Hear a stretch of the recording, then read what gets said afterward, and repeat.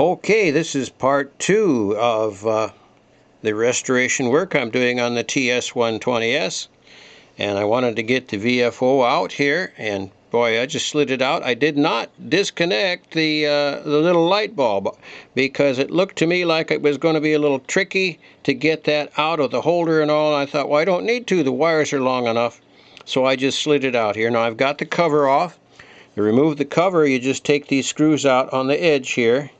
You see where there's 4 screws are on the front edge, and then there was one in the center right here. You take those out, and this slid off. It was on there rather tight, so I had to pull on it kind of hard to get it off, but it came right off.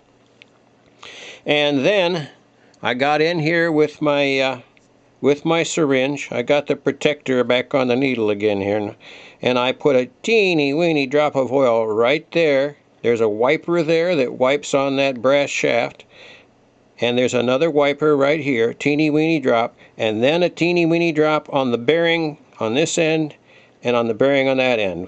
And the bearing is down in there underneath the wiper. The wiper's that metal piece you see that goes across there. I also tightened the screws. These two right here were very loose. I mean really super loose. So I tightened those two up. And then I took my syringe and I put a teeny bit of oil on all the little bearings down in here. There's one right in there. You can see at the end of that shaft I put a little bit on these gears because they work back and forth on each other. And there's several places where you can do that, several shafts that you can lubricate. There's one down in here. Here's another place, put it on the gear. Those 2 gears there are no backlash gears. They've got little springs in there, and the 2 gears, there's actually 2 of them that slide on each other, so a tiny bit of oil on those helps. But you want to use just a teeny weeny bit. You don't want oil running all over in your VFO. And a little bit right here. Then I took the knob off the front. The knob was held in with a, what was it? A 2 millimeter Allen wrench. And there's a spring and washer that goes on there. The spring goes on the front here like that. You notice there's a washer on there already. That's already on there. And then this washer goes on here like that. Then the knob pushes down, and that sets your tension for your knob. So right now I'm going to take these knobs, I'm going to wash them over there in the basement wash tub sink, and I also took the dial plastic off. You can see that it's got lots of dirt and stuff on it. I'm going to wash that and put that back on, and that fits right up on here. It just fastens with one tiny screw. And here again, use your pocket screwdriver because that screw could break. You might have noticed too in the previous video, this rig was set on a frequency of 3846.5. That is the Great Lakes Roundtable. Meets every morning at 9 o'clock. Everybody's welcome. So if you're within range on 80 meters, get on 3846.5 at 9 a.m. in the morning. You'll hear the guys come in and just give their call letters. It's totally informal.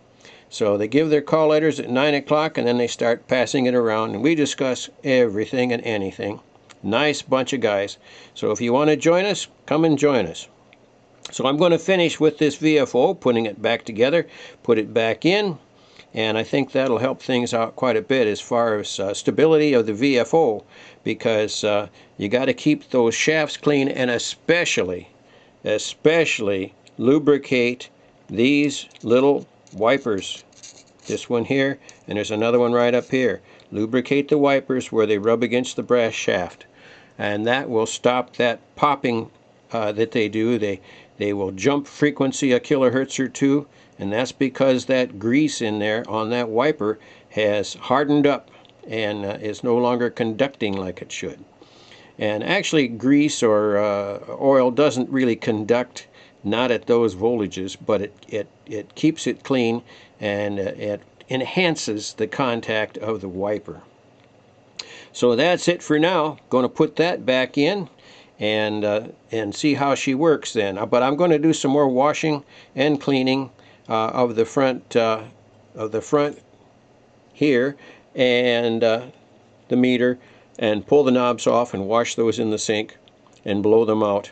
I don't know exactly how I'm going to get that. That's tape residue on that switch. I may just take a piece of black tape and wrap it around the switch carefully, because they got tape residue on there, and I'm not sure exactly how I can get that tape residue off of there without damaging the plastic. So I may just take a piece of black electrical tape and cut it the same width as the switch and just wrap it around there. I think that would work fine. So that's it for segment 2 here, guys.